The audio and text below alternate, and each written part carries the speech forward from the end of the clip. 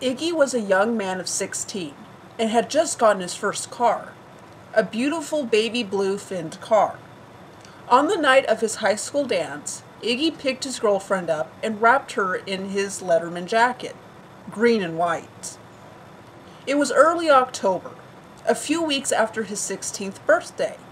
The New Hampshire air was crisp and the moon was a brilliant yellow in the shape of a sickle. They could see dark storm clouds rolling over the ocean, closing in on a tall lighthouse. The light from the tower was able to slice through the thick impending storm. They went to the dance and had a great time. They danced, but at times he sat back to watch her twirl about the dance floor like a graceful flower falling from the tree. They stayed at the dance late into the night. When the dance had finished and everyone went home, they, like typical horny teenagers, went to go parking. Iggy picked the old grade school that they had both gone to when they were children. The two were fairly close to where they lived, so the two lovebirds felt safe, even with the looming rain clouds. The school had long since been abandoned and boarded up. Iggy parked in the weed-choked parking lot. Hand in hand, they walked to a bench wedged in the narrow hallway between two classrooms. There was a light fixture above them, but there was no electricity pulsing through the school anymore. She snuggled into his chest. Why did this place go abandoned? Iggy shrugged and stroked her red hair. She lifted her head and kissed his neck, lightly suckling his flesh. After a few moments of this, Iggy laid her down and started to undress her. A loud buzzing noise rocked their ears like fucking locusts fucking. She covered her ears and groaned. He wanted to get the hell out of there, but his penis was clouding his judgment. The buzzing stopped at once, and they looked around. The light flickered on. Iggy kissed her. Now I can see your pretty little face as we fuck. His eyes flicked up and he gasped. She rolled her head back and gasped as well. A little girl with bluish skin ran up to them, screaming.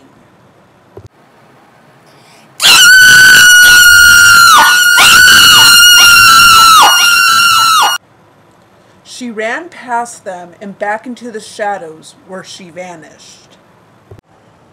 I'm scared.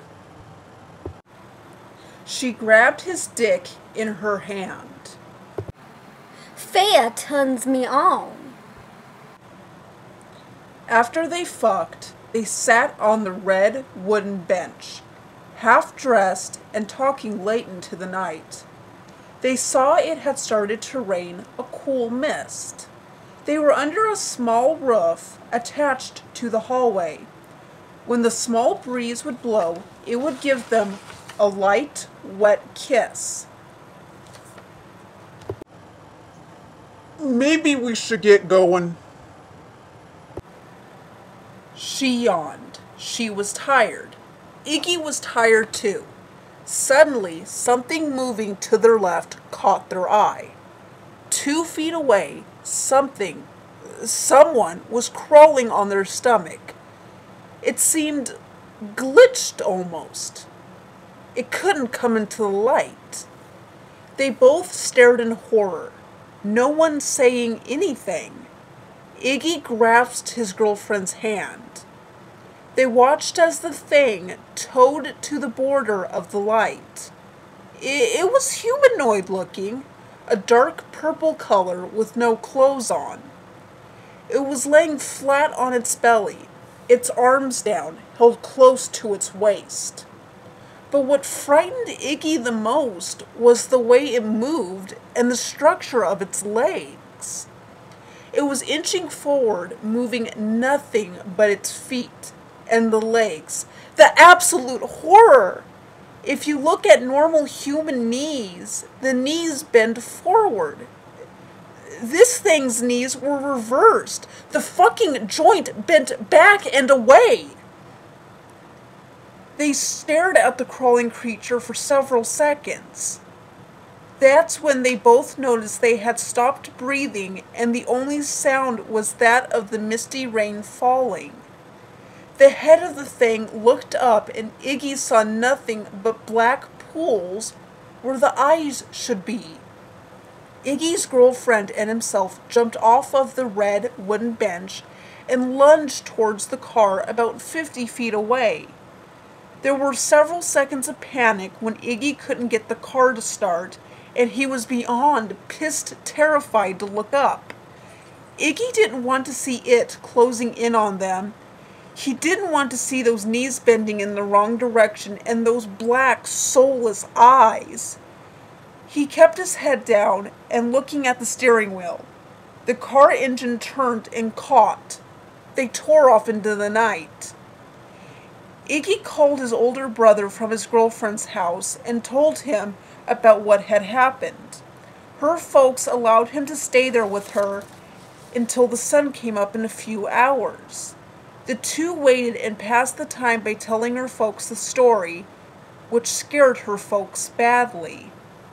When the sun came up early that Sunday morning, they drove back to see if it was still there, this time bringing pitchforks. But there was nothing as Iggy and his girlfriend searched the field.